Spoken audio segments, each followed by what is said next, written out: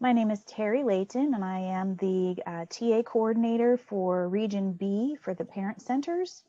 And we're happy to welcome Phillip Strain, who will be presenting this session on the National Center for Pyramid Model Innovation Resources for Parents and Family. And Dr. Strain is the Kennedy Endowed Chair for Urban Education. He is with the Positive Early Learning Experience Center at the University of Denver. And we welcome Dr. Strain. Thank you very much. Thank you, Terry. It's my pleasure to join you today as part of this virtual conference.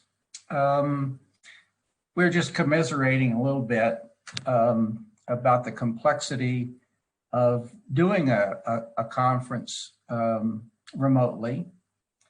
But actually, I've been pretty much equal in terms of the last few months presenting as well as being a participant. And being a participant is not easy either. So I want to let you know that I know that.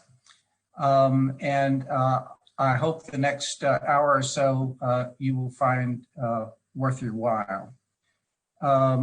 So welcome wherever you are on the planet. It's either afternoon or late morning. Hopefully it's one of those two. So I want to spend some time today introducing you in admittedly a fairly cursory way to the resources that are available at challengingbehavior.org, which is the website for the National Center on Pyramid Model Innovations. We are a technical assistance center funded by the Office of Special Education Programs. And although we have a very focused work scope around promoting young children's social emotional development and preventing challenging behavior from occurring or intervening with challenging behavior once it has occurred. To do our work successfully, it's necessary for us, we feel, to partner with a wide variety of other technical assistance centers such that the message that we get out to people concerned with young children and their development, and specifically their social and emotional development, is a consistent one, is a predictable one, and that gets to everybody who is interested. So I'm just sharing on this initial slide some of the other national technical assistance centers that we have an ongoing reciprocal information sharing relationship with, as well as a variety of other national professional organizations that we're fortunate to have partnership with. So with that, just brief introduction to something about how we're organized. Let me move on to a couple of other things. And I seem to have, let's see, there we go. NCPMI, our national center, has a variety of different modalities in which we share information. We'll spend most of our time today talking about what's available on our website, but we also have a fairly robust social media presence, and we have a newsletter that I'm going to invite you in a moment to sign up for if you haven't already.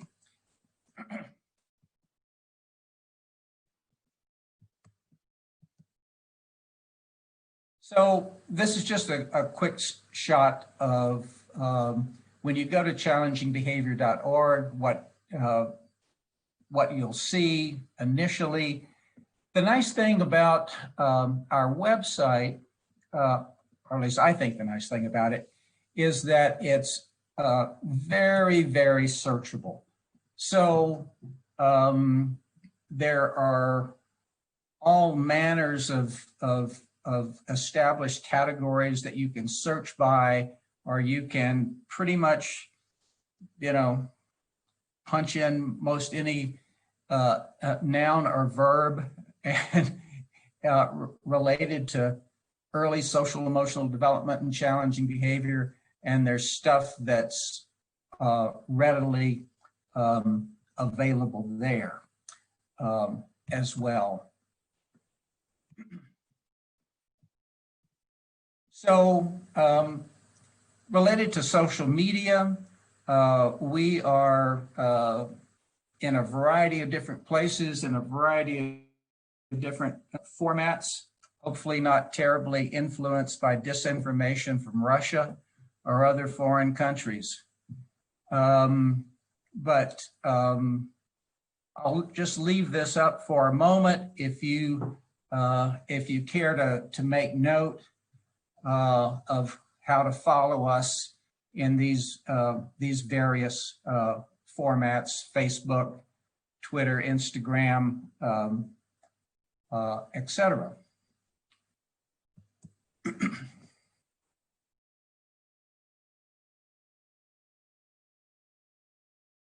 This is just a quick screenshot that gives you information about how to sign up for our mail list. Now, it comes out when we're doing what we should be doing about every 4 to 6 weeks. It describes everything new that is now on our website or on some other platform. It goes into great detail about ongoing training and technical assistance opportunities, and the latest research or development activities that we think are important for people to know about, specific to the pyramid model and young children's social emotional development. I also want to suggest to you that our TA Center, like most TA centers, at least that I know of in the US and possibly the world, have had their work scopes seriously modified.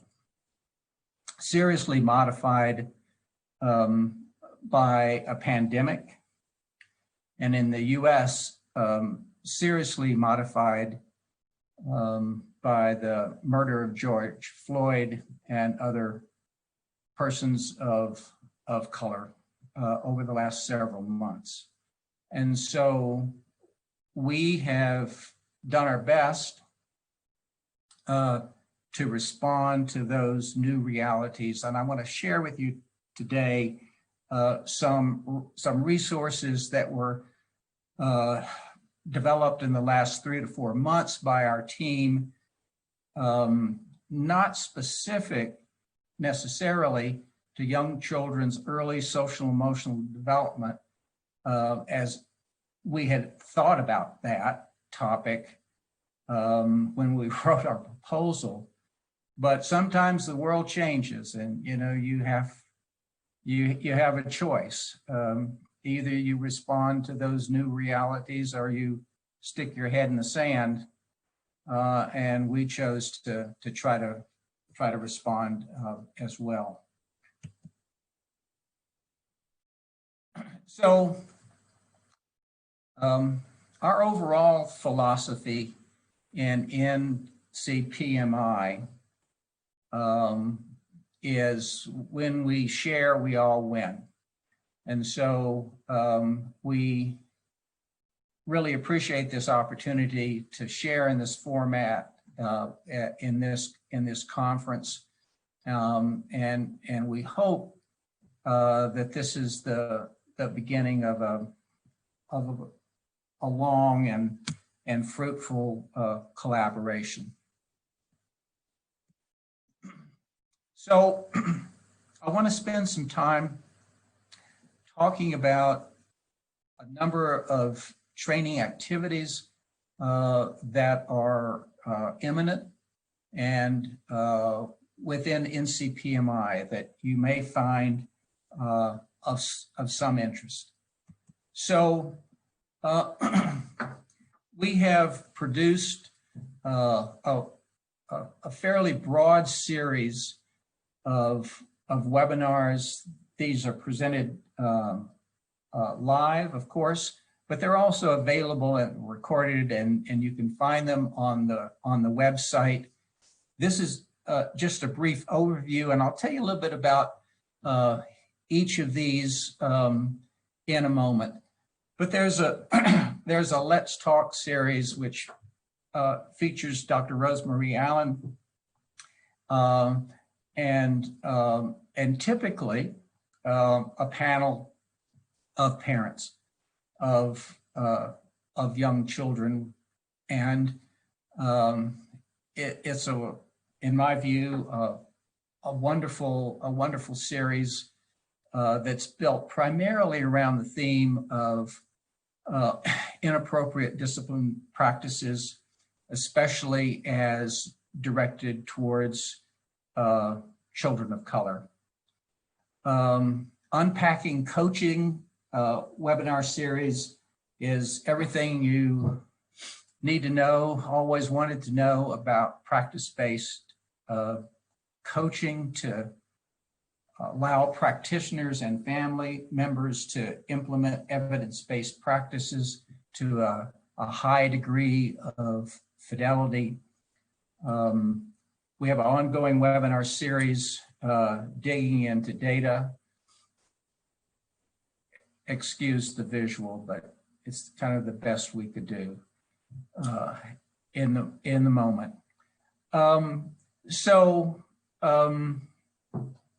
It describes the many different data systems that are used within the pyramid model to track fidelity of implementation, and focuses on how teams of adults can make the best decisions by relying upon ongoing data that they collect to make strategic judgments, primarily about where to place resources and what kind of resources to provide to whom.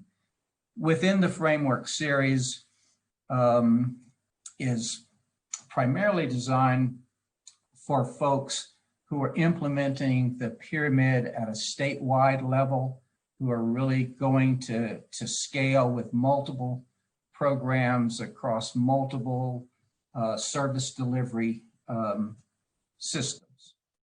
So the Let's Talk series, I preview just a little bit about if you're interested in issues of equity, if you're interested in inappropriate discipline practices, especially around suspension and expulsion, and how to replace those with effective strategies, and the experience that adult family members have had along this topic, I would certainly invite you to go to the website and take a listen to these recorded Let's Talk series with Dr. Allen. Also, in a training capacity, we hold we've tried to hold until COVID an on-site 3 or 4 day intensive training experience, which is all about the pyramid model, called the National Training Institute. We hold that in Florida, in a nice place in late winter for people who need to escape. And if you're ever interested in getting a full dose of the pyramid model. It's a great opportunity to learn from the best people in the country. Most of the sessions are very intensive. They're 3 hours long each and really allow an in-depth look at the pyramid model. We also provide an intensive 2-year experience for doctoral students or postdocs, and they are called our Pyramid Model Initiative Fellows.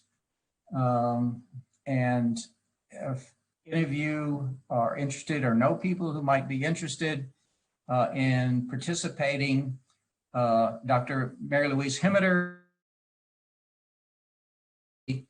coordinates that effort, and she would be the perfect contact person to provide you additional resources.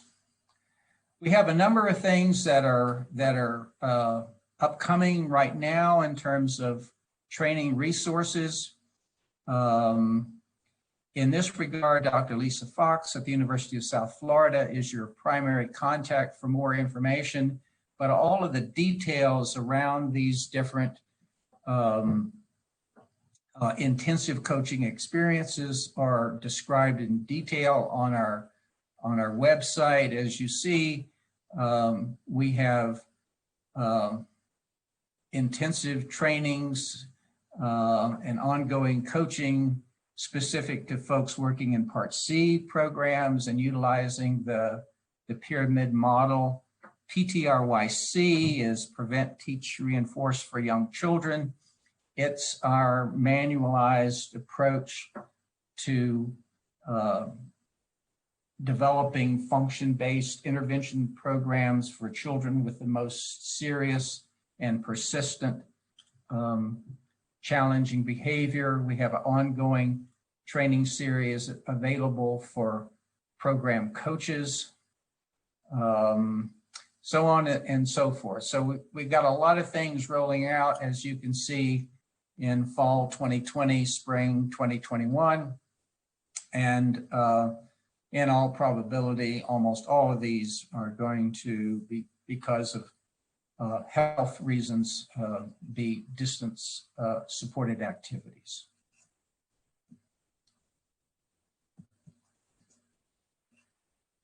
I want to take a few minutes to talk about state and program leadership resources. One of the unique things about the pyramid model is that it's not just about a set of instructional or intervention practices that occur between providers and young children or between family members and their children. But we assume that practitioners, no matter who they are, need various levels of support to be successful in that role. And so the pyramid focuses just as intensively and just as purposefully on developing the capacity of leadership teams at a local program level, as well as leadership teams at a state level, to create the policies and procedures that allow practitioners and parents to do what they need to do that's most effective in terms of developing positive social and emotional skills with young children. So that's what that piece is really about within the context of the pyramid model. In our initial slide in this presentation, the Early Childhood Technical Assistance Center, ECTA, was mentioned. They are great partners in this work. And actually on their website, you will find our statewide implementation guide, which describes all of the processes and procedures that we feel like, and based upon implementation science suggestion, are necessary to adopt, to scale up, and to sustain the use of evidence-based practices. And not just the pyramid model, but evidence-based practices more broadly defined. But we admittedly developed this model of scale up and sustainability initially with the pyramid clearly as our primary focus. We've also collaborated with the ECE Center in developing a suite of products that are really focused on developing quality indicators of inclusion. You might ask, well, what does inclusion have to do with early social emotional development? And the answer is absolutely everything. Because it turns out the most effective intervention agents for promoting friendships and social competence in young children with developmental issues is they're typically developing peers. So access to typically developing children can also be thought of as access to the most effective evidence-based intervention agents. And so we have developed indicators at a classroom level in terms of what should be in place, indicators at a program level, what sort of administrative support for coaching, what sort of administrative plans for collecting quality inclusion data are available, and also indicators at a broader community level and indicators at a state level to help drive the necessary policies and procedures that are going to allow more and more children with developmental concerns to have access to the highest quality inclusionary settings. So I would invite you to the ECTA website under the inclusion tab to take a look at these new resources that we're just so excited to have recently rolled out.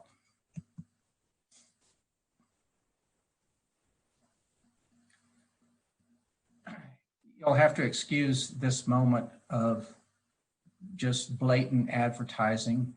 So on the website, you can get a pyramid model poster, an updated center fact sheet, and a 3D cutout of the pyramid. Who couldn't ask for more? Listen, with the holiday seasons coming up, these make great gift items. I'm not really being serious there about the gift item thing, but they're actually cool. I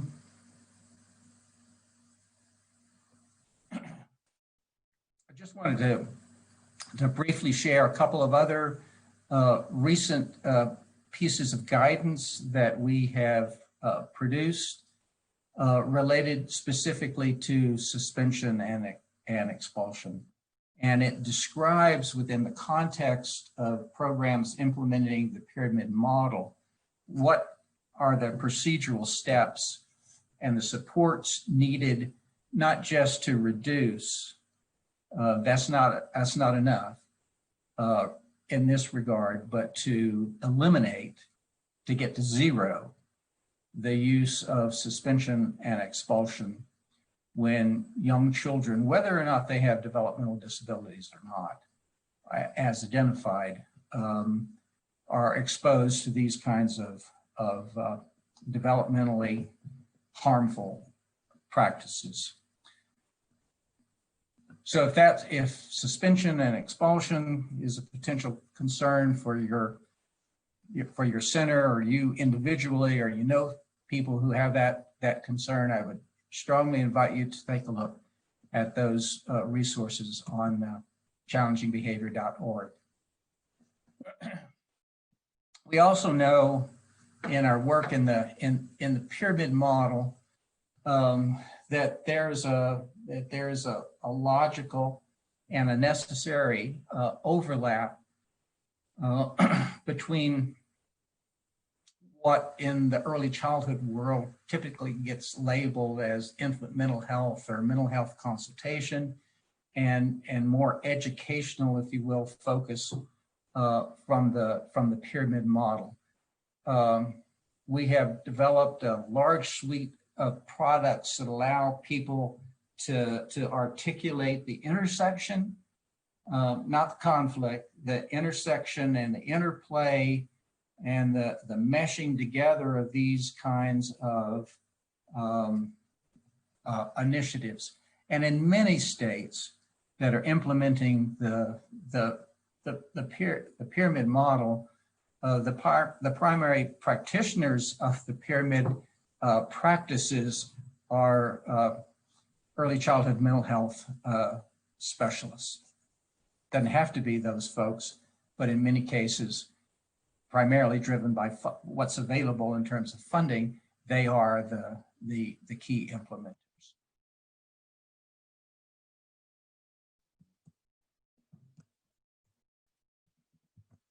You have to excuse me, every once in a while my screen doesn't want to advance and I have to talk to it nicely. Interestingly enough, sometimes in life the simple things have a big impact. And one of the things that we have developed that people really like is a way for programs to graphically present data that are understandable, but more importantly, that are truly impactful.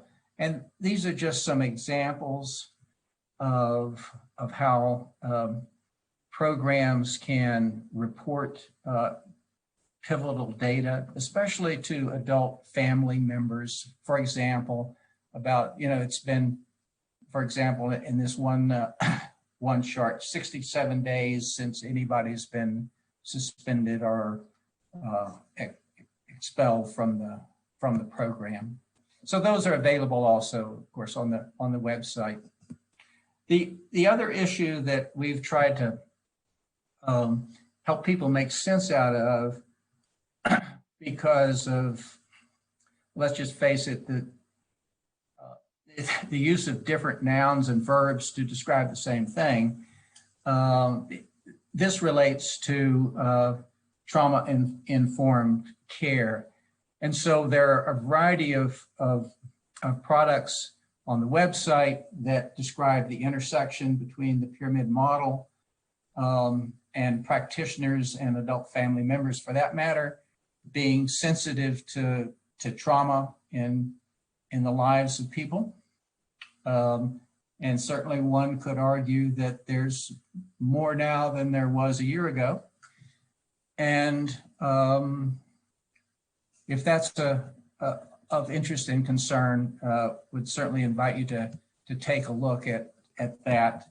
And that's another one of those examples where you can just search the website, you could just type in trauma-informed care and all of those resources come up. Excuse me, I'm gonna take a quick break for caffeine.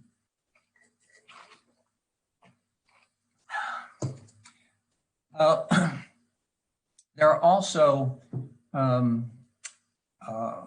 a wide variety of products that are available. This just describes a very small subset of products that are available around social emotional curricula,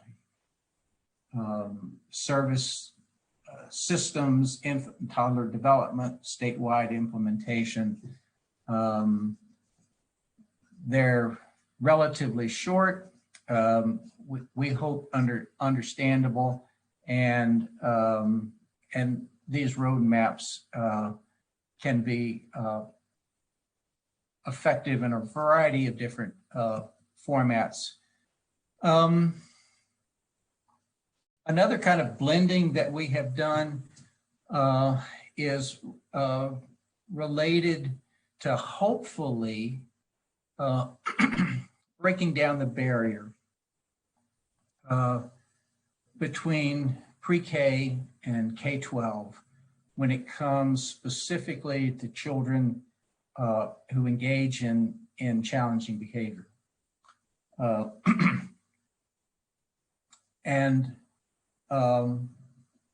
We have developed a suite of products, most of which have been done in collaboration with the PBIS Center, which focuses primarily, as most of you know, on population of children K through 21, excuse me. And we've tried to demonstrate the importance of consistency in practice, in data systems, and database decision-making, such that there's more of a continuity, if you will, and consistency of practice from pre-K to especially K-12 systems. I mentioned earlier that that our TA Center, along with others that I'm aware of, have made some profound adjustments in terms of where we spend our resources and time. And so one of the things that we have done is developed a suite of products specifically to reopening.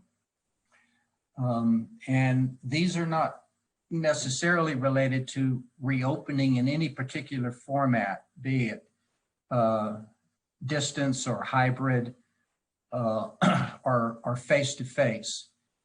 And so the products that we have thus far, and we're in the process of developing more, are things like what my teacher should know, rebuilding the pyramid, what sorts of practices might you want to think about really devoting more time and energy to, given that there has been a break in service delivery. Kids are coming back in totally different kind of context with health restrictions and mask wearing and social distancing, not necessarily the favorite thing of 3, 4, and 5-year-olds, to say the least. And so for programs looking for some guidance, and I would argue whether or not they're doing the pyramid or not, these guidance documents have, I think, a necessary generic quality to them, that they can be really informative for people who are struggling. One things that we know from experience is that when there's been a break in service delivery, when the rules change in a really fundamental way, it puts stress and anxiety on children as well as adults. So we can predict with great accuracy that no matter how reopening looks or the start of school looks in fall of 2020, there are going to be major challenges around social and emotional development, and not just with children, with adults as well. So let's talk about some specific practitioner and specific family resources that we have available for you. One of the things that we've always relied on within the pyramid model, and one of the things that going to be so important right now is to provide children a necessary level of predictability to navigate a different set of rules and different kinds of environments, that is, environments that look different from the last time I was at preschool or the last time I was at child care. And so we have a variety of classroom based visuals as well as home visuals. Many of these are in English as well as in Spanish. These are just a few of the examples. So visuals that describe problem-solving steps, visuals that describe peer-mediated social skills intervention, feeling faces that allow children to express what they're feeling in other than words. They can simply point to the picture.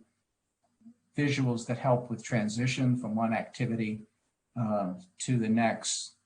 Visuals that support socially distant,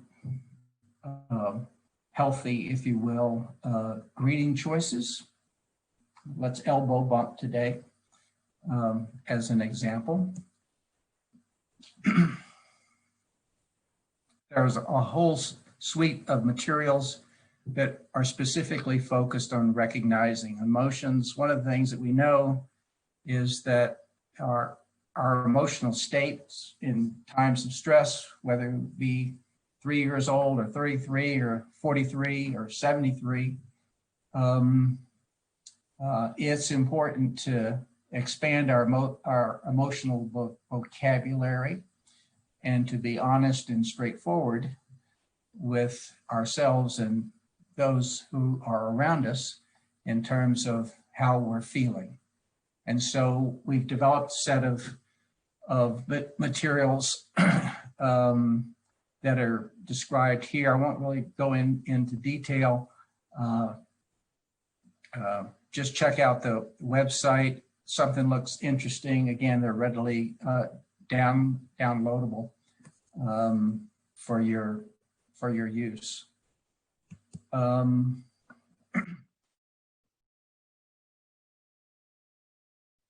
Besides just having the opportunity to recognize and label your emotions, it's also important to have a skill set around regulating your emotions to, if you will, get to a more calm and collected place. I don't know about y'all, but I have struggled with that recently. And Tucker the Turtle is a fun way to teach kids to regulate their emotions. There are a variety of different materials available to support that. A social story and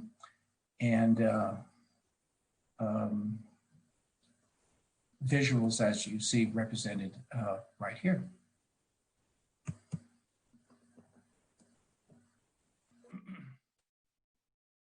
We also have a set of materials, again, in English and Spanish,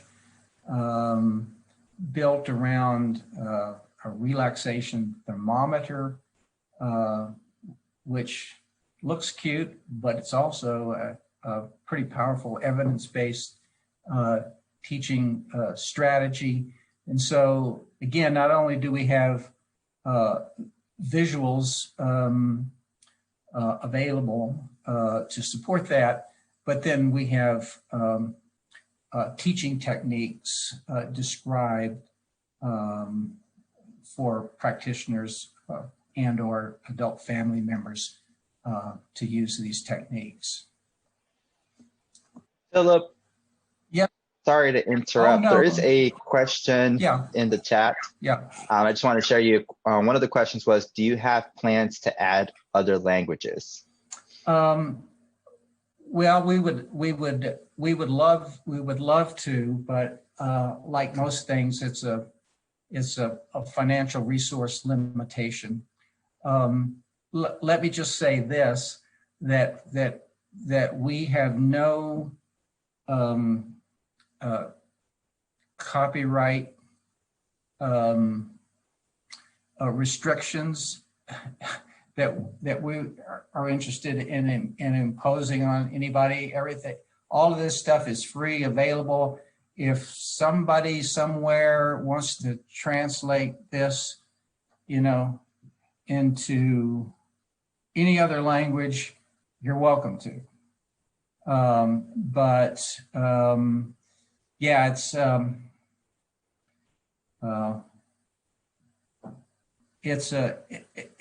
hard call. I will say that a lot of the things that I've shared so far require actually not much direct translation. So the text-heavy stuff is really the instructional kind of manual things that tend to go along with these visuals and other strategies for young children. So yeah, I think the best that we're going to be able to do is get pretty much everything into Spanish at this point in time. Great, thank you for that. Different. Yeah, I'm sorry. Thank you for that. Of course, no problem. I just wanted to give you another question. Thank you for that response. Another question here in the chat is, because some of these work, i.e. the faces, especially for non-verbal students? Oh yeah, 100%. So, so the words are there for kids who use language, who are readers even. But yes, the ability to adapt and accommodate and to respond to where kids are developmentally, I think is great within these materials. So that's a wonderful question. I think that if a child that you may have in mind is not fluent with verbal language now, you just take that piece out of the material equation, and we know that those that those visuals can work just fine without that added, if you will, support. But it's there when and if needed. Thank you again for that. That's all the questions in the chat. Okay. So let me move on to the next piece. So one of the key strategies within the pyramid model is to teach children to resolve problems. Most of your problems, when you're 3, 4, and 5, have to do with mine versus yours, have to do with conflicts over access to materials, this, that, and the other. Now, I wanted to be first in line, and now you're first in line, and that's not okay with me. And so one of the great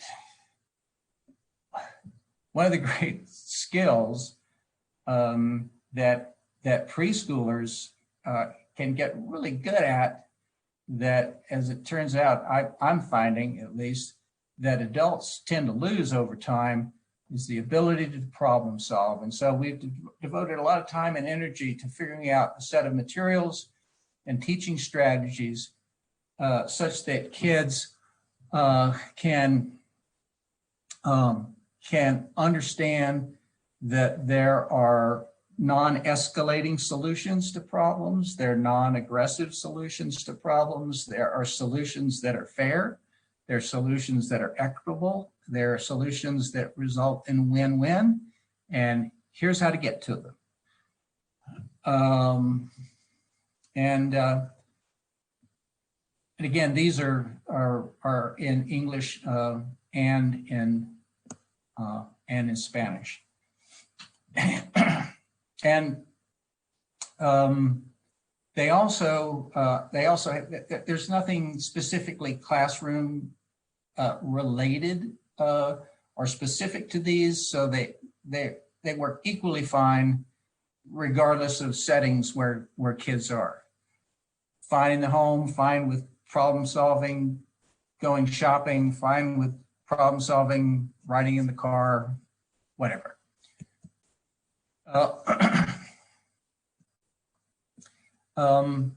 There's also a set of strategies around building positive relationships. This is really about building a positive relationship between adults and children.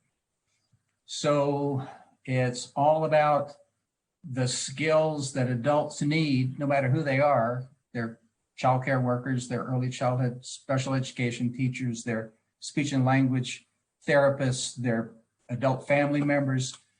What do you need to have a solid foundation, a solid relationship such that when difficult situations emerge, there's an easier path to the other side of the creek or the river, depending upon the size of the problem.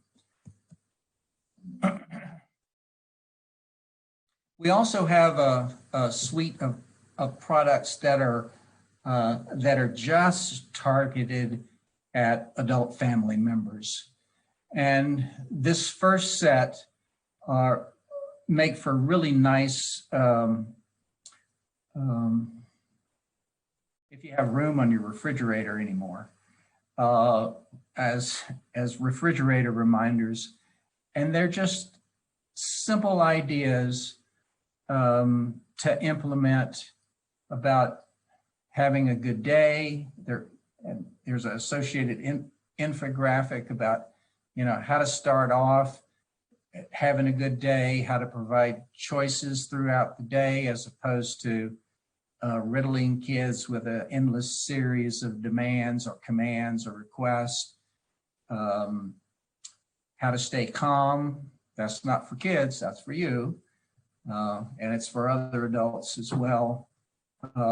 And suggestions to service providers about how to communicate with families in the most respectful and supportive kinds of ways.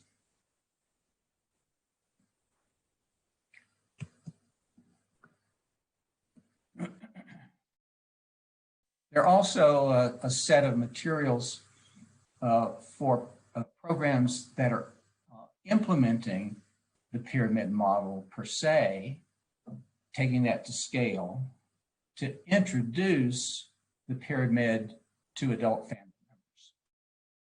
So we have produced an overview video of the pyramid model, which describes its components, the rationale, what's going to happen, how you are a part of everything that is needed to be successful, how to go about rolling out the pyramid, including families as a part of a program leadership team. If we're doing a function-based assessment for kids with the most chronic and severe challenging behavior, namely prevent, teach, reinforce for young children, or PTRYC, what's the role of the family in that process? And we have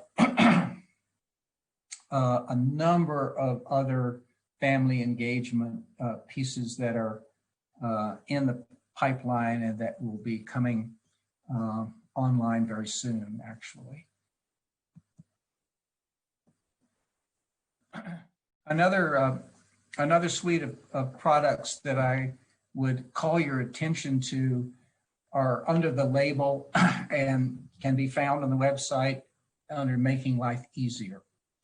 And so these are a series of 2 or 3 page, if you will, tip sheets, and they are driven around routines that family members have told us can be some of the most stressful ones. And so there are specific suggestions around bedtime and nap time routines, diapering, doctor, dentist, let's just call it, highly stress-inducing visits. Doesn't have to be doctor and visit, could be, any other visits that for some set of reasons children find to raise their level of discomfort in the moment. Holiday strategies, that's one to pay attention to because it's coming up. Running errands, etc. Those are also available, incidentally, in Spanish. There's another set of specifically for adult family members, and that's the backpack series. They're short, they're very specific procedural steps to take for adult family members around addressing problem behavior, around teaching children to understand their emotions, reading other people's emotions, regulating their emotions, developing schedules and routines in home and community environments such that everybody has as much predictability as is needed, and that makes for a comfortable day, really. That's the goal that I'm going for anyhow. I'm just looking for sort of a normal day. And when I get that, over the last 6 or 7 months, I'm a happy camper.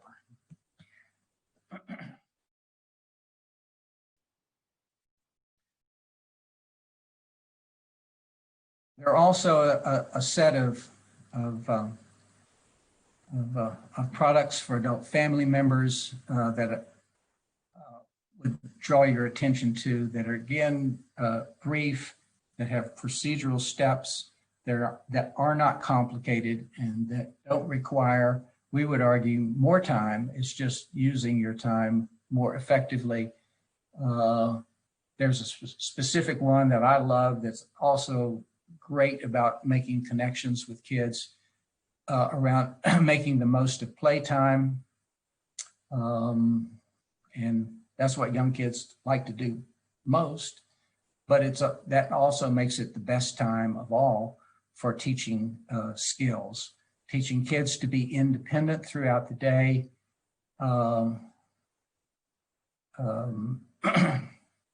teaching your child to follow through with reasonable and limited number of requests, etc. These are also available in Spanish.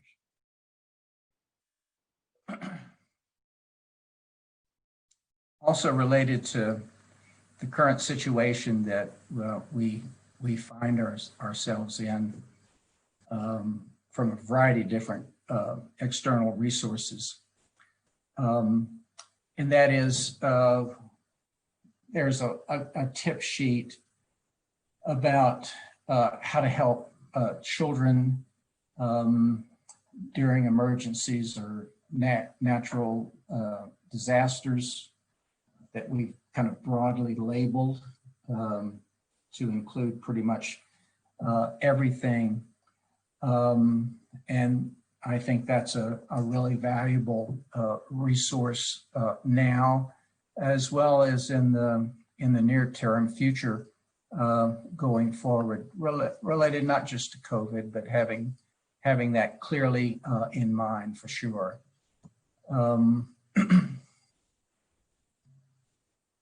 We also have developed a suite of products specific to children's adaptation to the pandemic, but just as important, to help ourselves as adults be as calm and as centered and as supportive as is reasonable in stressful times for ourselves. So there's specific products around skills that are important for children to be working on in a time of pandemic. Tips are especially around establishing routines for kids, helping yourself during a pandemic, helping children understand emotions, helping children understand mask wearing and why and how. We find that also that kids have had a really difficult time understanding why they're not in school. And beyond that, they're missing their friends and just missing the context of being together in a wonderfully chaotic group called preschool or child care, whatever. So there are scripted stories.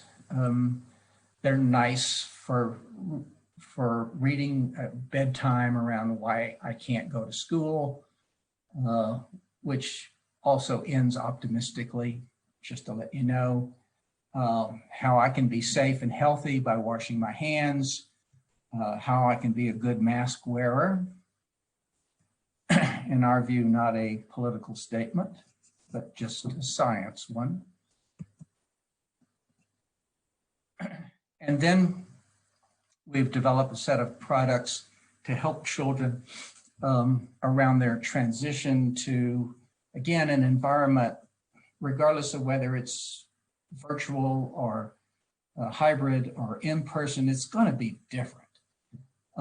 So what going to school is going to look like, drop off is not going to be the same, for example. So like right out of the gate, everything is going to be different. What our new preschool rules might be, what our different behavioral expectations might be.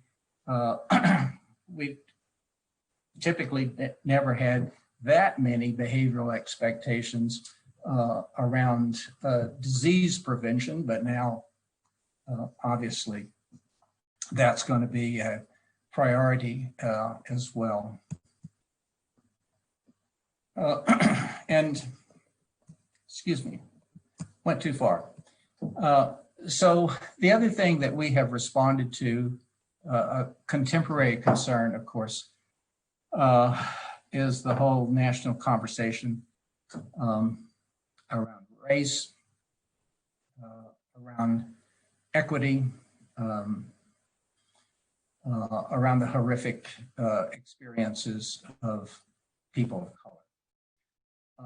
So I just want to end with inviting you, if this is of interest, to take a look at these resources. There are materials around talking to very young children about race that are specific for conversations that parents would have. Dr. Rosemarie Allen and I did a two-part series on conversations with young children around race. They're recorded webinars that I think you might find of interest. We have materials for classroom practitioners around creating anti-racist classroom environments, what that entails. Yeah, so we've been busy. I guess my hope is we've been more than busy, but hopefully we've been busy in a way that is potentially helpful to you. And I want to close by thanking our good friends at the U.S. Department of Education, specifically the Office of Special Education Programs, for giving us the time and space and a little money to do this. So with that, if there are questions, comments, I'd be happy to address them. I think we have a little time. Great. Thank you, Philip, for that information. I'm sure I speak for all the participants saying that we really appreciate the work that you have done, as well as the resources you've presented. To speak to the participants here with us, since we are at the end of the presentation and we still have till 3:30 before our stop, I am going to allow all participants to be able to unmute themselves willingly.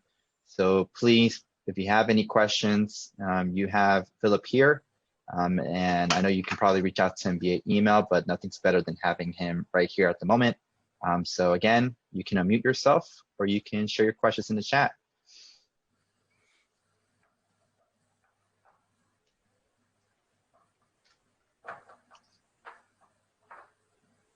Well, I would like to say this is Terry Layton, and I'm one of the co-hosts for today. I'd like to say thank you again to Dr. Strain. And for those of you who have not been to the NCPMI website, I would really strongly encourage you to. I mean, you saw the documents that that were presented today, and when you see them in real size, and when you're able to just go ahead and click through that website on your own, it's like a treasure trove of materials. We had Lisa Fox present to our region not too long ago, and it was a little bit more tailored to a need that we had. So they were very specific documents, but I would really encourage you all to do that. I think I might have seen a couple of questions come in on the chat. Oh, they said thank you. You're very welcome. Just to put a point on Terry's kind and generous comment, since it's difficult to go to the movies and spend a couple hours, you could think about, popping some popcorn and sitting down in front of challengingbehavior.org and just kind of going through that. It is truly, obviously I'm biased, but in terms of readily available, I can download this and use it right now kind of resources, I think it's hard to beat.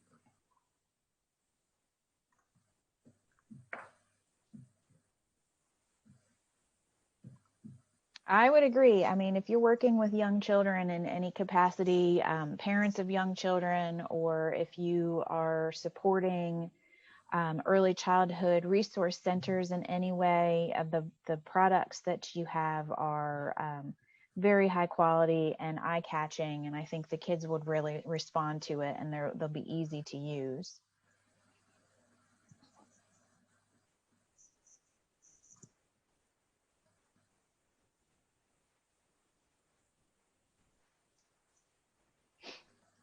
I would also like to remind folks to go ahead and fill out your feedback for this session.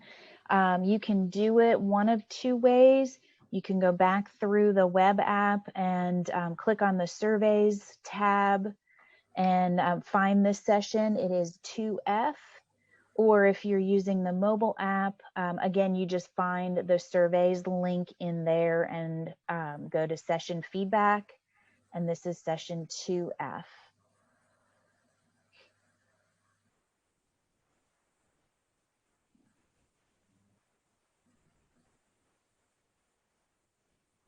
You know, Terry, you know what I'm thinking? What's that? I'm thinking if we end early, I might get better evaluations. So, so, yeah. Well, I will say there is a, sorry to interrupt you, Terry, if that was you. Just get on. There is a question in the chat that just came in now.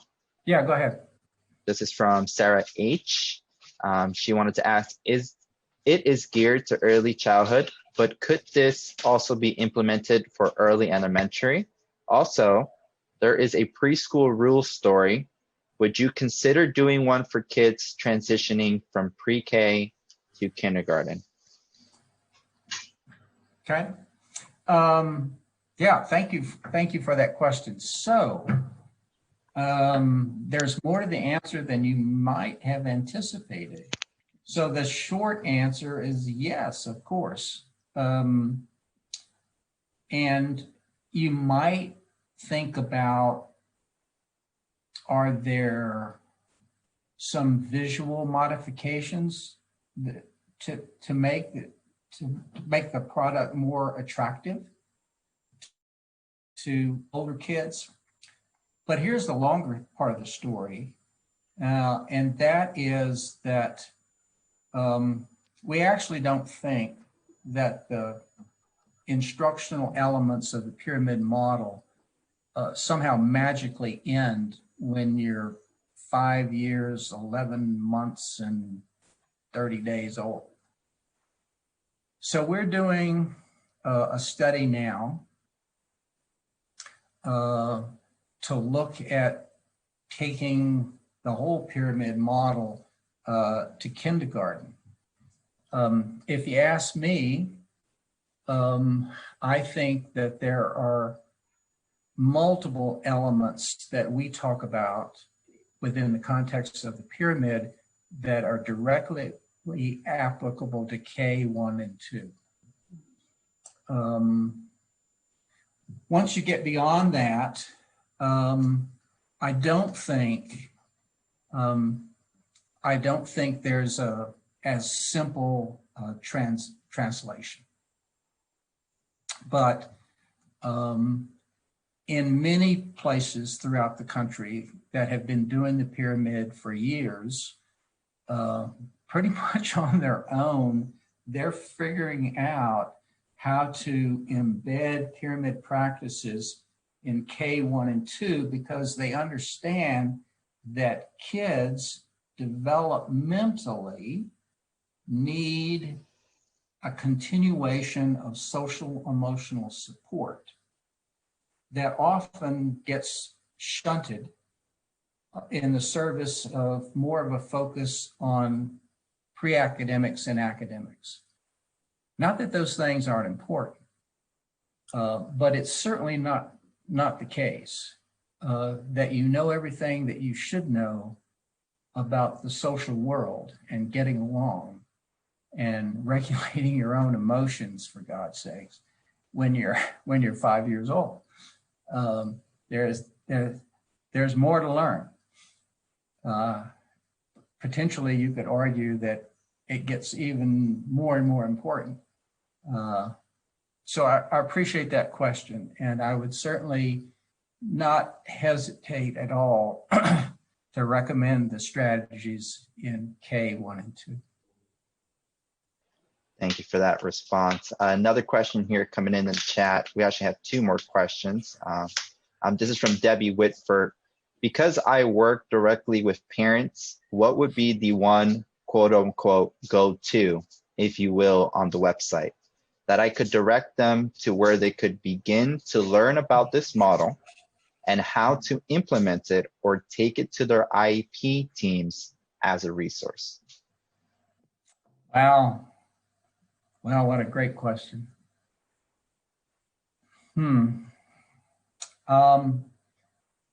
I hesitate to give you one. So let me give you two.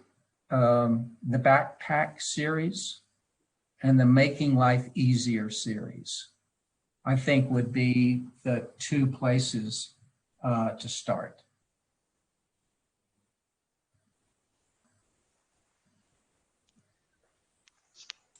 Great. Hi, this is Deb. Could you repeat that? One was the making life easy, and what was the other one? Yeah, making life easier, and the backpack series. So if you just in the search box on challengingbehavior.org, if you just type in backpack series and making life easier, all the materials will populate then. Okay, thank you very much. Absolutely. And the next questions comes from Robin. Is there any work being done to create materials to reach private preschool directors defining suspension and expulsion? Often we hear that asking a family to find a new preschool is not viewed as suspension or expulsion.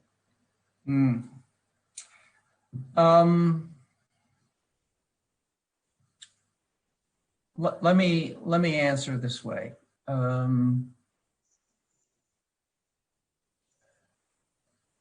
We have not developed materials specific for that population per se, although we are aware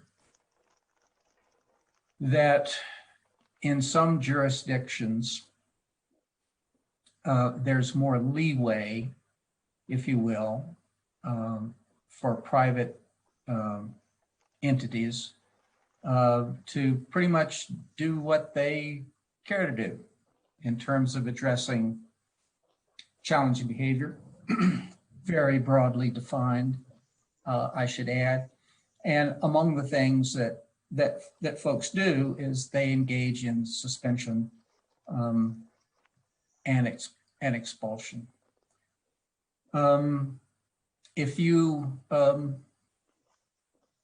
again, if you go to the website and put in the terms suspension and expulsion, you'll find a number of relevant resources that direct you in terms of sort of what our thinking is about this.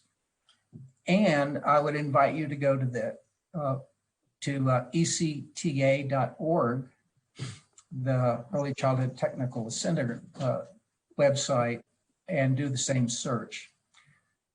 So here's our thinking about that, and that is in the absence of, or the probable absence of, some federal legislation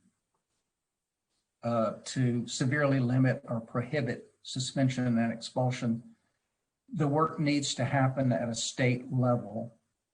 It's happened already in a number of states.